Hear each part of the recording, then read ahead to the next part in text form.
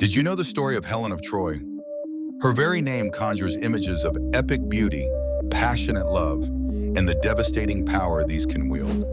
But beneath the legend lies a complex narrative of human desire and political ambition, one that speaks to the heart of civilization's oldest dilemmas.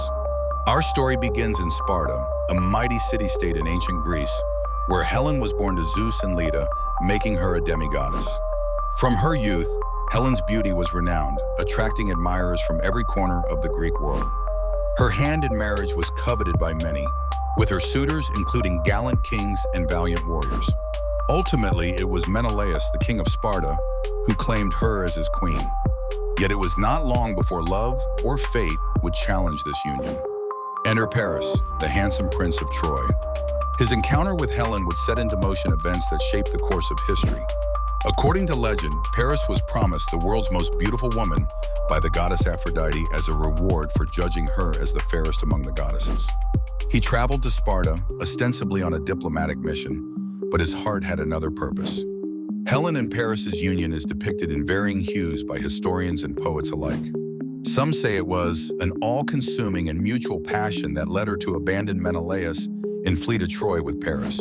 Others suggest the possibility of divine intervention or enchantment. But beyond love, the elopement was a political affront, an act with implications far beyond personal betrayal.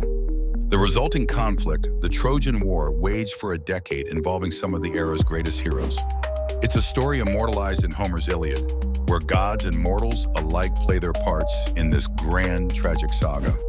The war highlights the intersection of personal and political forces, where a single relationship could unleash untold destruction. Was it a love affair that ignited the flames of war, or a convenient excuse for territorial conquest and prideful vengeance? Some scholars suggest that under the guise of a love story lay the Greek desire to control the strategically crucial city of Troy, a vital commercial hub linking East and West. The abduction of Helen provided a noble pretext, a rallying cry for a unified Greek assault.